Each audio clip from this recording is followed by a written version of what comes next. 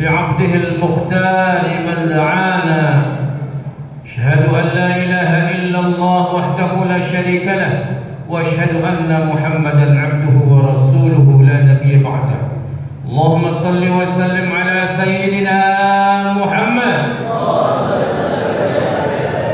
وعلى آله وأصحابه ومن تبع سنته إلى يوم القيامة.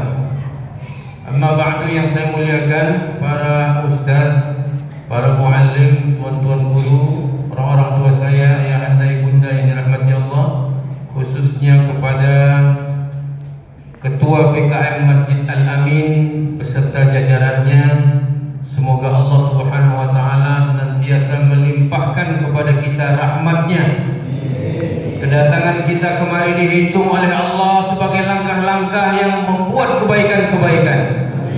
Semoga Allah memberikan barakah kepada hidup kita, khususnya di malam hari ini. Bagi yang berpenyakit, ada penyakitnya, semoga cepat disembuhkan oleh Allah. Yang punya hajat malam ini dengan duduk di dalam majlis maulid berselawat kepada Nabi, semoga dikabulkan oleh Allah hajatnya. Yang banyak hutang, semoga dilunaskan hutangnya. Banyak juga yang punya hutang.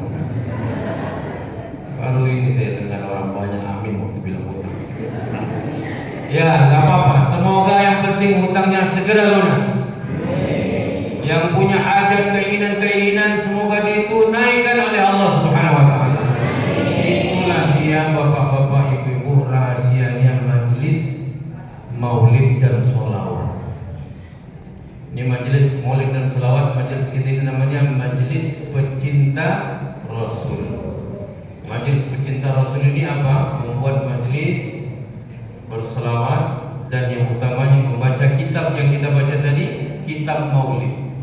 Membaca kitab maulid ini sebenarnya sudah jadi kebiasaan dari zaman dulu, orang-orang tua kita dulu. Ini orang-orang yang sekarang umur 50, 60 pasti dulu sering mengalami, di mana ada kitab yang selalu dibaca, kitab apa dulu? Al-Barzanji. Jadi kitab maulid ini banyak, cuma yang dikenal di masyarakat kita secara umum biasanya kitab maulid Al-Barzanji. Ada kitab maulid Sintut Durar, ada kitab maulid Ad-Diba. Ada apa lagi, Ustaz? Arabul Anam, Al-Burdah. Maka ini ada satu kitab maulid juga namanya Ad-Diya'ul Lami yang malam ini kita baca. Dan ini insyaallah sebenarnya kitab maulid apa saja bagus kita baca. Apalagi kalau kita punya terjemahannya, baca artinya, Masya Allah. Apa itu kitab maulid? Kitab maulid itu menceritakan tentang diri Nabi, kehidupan Nabi dan kelahiran Nabi Sallallahu Alaihi Wasallam. Jadi kalau dibacakan cerita orang-orang yang baik, kita akan mendapatkan barokah dari kehidupan. Hidup siapa lagi yang lebih baik dari kehidupan Nabi? Hari ini kita kenal orang-orang baik, kenal orang-orang terkenal, kenal artis-artis, tapi sedikit sekali orang mau mengenal Nabi Muhammad SAW. Sebut nama artis, tahu anaknya siapa, istri pertamanya siapa, istri keduanya siapa, kapan cerai, kenapa cerai, siapa selingkuhannya pun tahu sekarang. Tapi nama Nabi Muhammad SAW, anaknya berapa, istrinya siapa aja, dia anak siapa, bagaimana kehidupannya. Ini karena apa? Jarang dibacakan lagi, jarang diceritakan lagi. Maka inilah majelis pecinta Rasul, salah satu tujuannya adalah ini, untuk kembali kita mengenang Nabi Muhammad SAW. Belajar, pelajari hidup beliau, pelajari akhlak beliau. Dengan majelis-majelis seperti ini dibesarkan nama beliau, sehingga beliau akan menjadi besar di hati kita. Nah, kalau mau jujur sekarang, siapa yang besar di hati kita? Itu tuh nama-nama yang tak siapa-siapa pun ada. Tak Thanos kenal Nabi Muhammad pun. Thanos itu siapa? Entah makhluk dari mana, entah apapun kelebihannya. Maka itu kita hadir selalu insyaallah. Dan majelis pecinta Rasul ini secara rutin kita amalkan di pondok pesantren. Bapak-bapak, ibu-ibu yang punya waktu, kami undang datang seramai-ramainya. setiap hari Sabtu pagi jam 9. Ya, ibu-ibu jam masak ya. Jam 9 masak nggak? Hari Sabtu nggak usah masak, apalagi yang nggak masak. Makan di sana, kita makan siang. Datang. Setiap Sabtu kita adakan rutin, dan setiap Isnin malam Selasa kita adakan jalsah Isnin. Ini keliling-keliling. Kita keliling ke Langkat, ke Selesai, ke Medan juga pernah, ke Deli Serdang. Jadi kita keliling pindah-pindah masjid. Nah, siapa yang mau mengikuti silahkan, bisa diikuti. Nanti minta informasinya di mana. Kalau malam Selasa depan di mana? Belum ada ya. Nanti siapapun boleh, kalau ada tempat yang meminta silahkan. Nah, mungkin di rumah pun boleh, di masjid boleh, di musola boleh, ya. Di mall pun kalau mau buat silahkan boleh. Kita siap. Yang penting di mana aja dibacakan sholawat, di mana saja dibacakan maulid, supaya kita mengenang Nabi Muhammad, mempelajari kehidupannya sehingga sampai kita jatuh cinta. Tidak ada orang yang tidak jatuh cinta dengan kehidupan Nabi Sallallahu Alaihi Wasallam kalau dia jujur mempelajari. Tidak ada aib dalam kehidupannya, tidak ada cacat dalam setiap bagian riwayat hidupnya. Di mana mau kita jumpa orang seperti ini? Dan itu benar, bukan dibohong-bohongi, bukan dicitra-citrakan.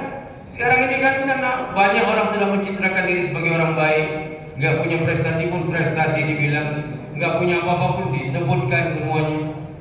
Bahkan tahu yang penting jadi dulu. Tapi Nabi Muhammad SAW adalah makhluk yang terbaik yang Allah perintahkan kita untuk mengikut kehidupan beliau siang dan malam. Selagi kehidupan kita tidak sesuai dengan kehidupan Nabi, maka kita belum menjadi pengikut Nabi Muhammad SAW. Karena itu kita pelajari. Tidur cara Nabi, makan cara Nabi, masuk WC cara Nabi, mandi cara Nabi, dagang cara Nabi. Jadi pemimpin cara Nabi, berumah tangga cara Nabi. Banyak orang nggak peduli hari ini. Rumah tangganya kayak kehidupan Nasrani, kayak kehidupan Yahudi. Rumah tangganya seperti kehidupan hewan. Kenapa tidak mengikut cara Nabi Muhammad SAW? Bahkan kalau kita mau sehat, ikutlah cara Nabi Muhammad SAW. Nabi itu orang yang tidak pernah sakit. Tidak pernah sakit. Sakitnya pertama karena diracun. Yang kedua, penyakit yang membawa dia meninggal. Nah, ini tanda kemuliaan. Kalau orang ada sakit sebelum meninggal, itu tanda kemuliaan. Karena dengan penyakit itu Allah ampunkan dosanya, dengan penyakit itu Allah angkat derajatnya, kemudian baru dia meninggal dalam keadaan baik. Itulah ibu-ibu, untuk berusaha menjadi kekasih Rasulullah, supaya kita pun didatangi oleh Rasulullah, dikenang oleh Rasulullah. Pertama, mestilah kita banyak bersalawat kepada Nabi.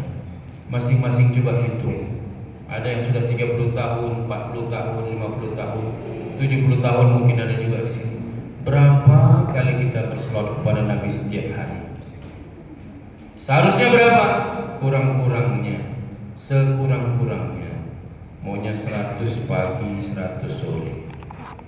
100 pagi hari, 100 sore hari. Bahkan Nabi SAW bersabda, "Man shalla alayya mi'ata marratin." Siapa yang berselawat kepadaku 100 kali. Berapa kali? Panjang kan 100 kali itu? Panjang. Sallallahu alaihi Muhammad, sallallahu alaihi Muhammad, sallallahu alaihi wasallam, sallallahu alaihi Muhammad. Allahumma salli wa sallim ala Muhammad, Allahumma salli wa sallim alaihi, wa salli wa sallim alaihi, wa salli wa sallim alaihi. Cepat. Sebentar. Kapan diperintahkan Rasul? Mi'ata marrah inna yusalli subha. Ketika dia selesai sholat subuh. Qabla an yatakallama. Tapi jangan ngobrol dulu. Habis sholat subuh, duduk, jangan ngobrol dulu. Sholawat 100. Biasanya habis sholat itu gatal kalau kita mau ngomong. Karena itu waktu yang paling baik untuk berzikir dan sholawat. Kawannya biasanya kadang sholat subuh sama aja, kita selalu di masjid sama, sholat sama. Tapi pagi itu nampak cincinnya tak bercahaya. Habis assalamualaikum saling tengok, cincin dah nih. Jangan ngobrol dulu, sholawat dulu, istighfar, astagfirullah.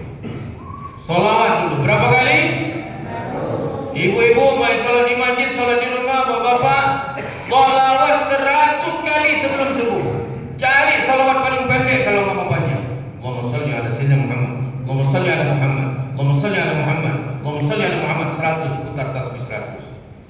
Apa yang akan didapat? Qala Allahu lahu. Qala Allahu lahu. Allah akan tunaikan untuknya mi'ata hajatin. Allah akan tunaikan baginya 100 hajat.